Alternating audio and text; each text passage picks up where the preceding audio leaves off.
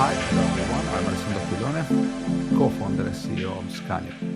I'm sure most of you have used an elevator today to go to work, for example. And guess what? There are 4.4 million elevators in Europe, which they are moving 74 million people in Europe a day. Skanio is a trusted partner in ensuring safer, longer-lasting elevator while keeping data and condition up to date.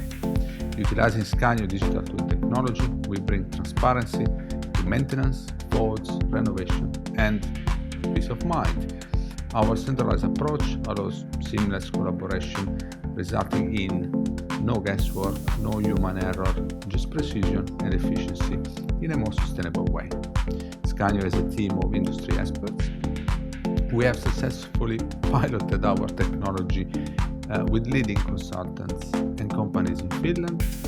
We are now scaling sales in Finland while preparing to enter major European markets, for example, Paris, London.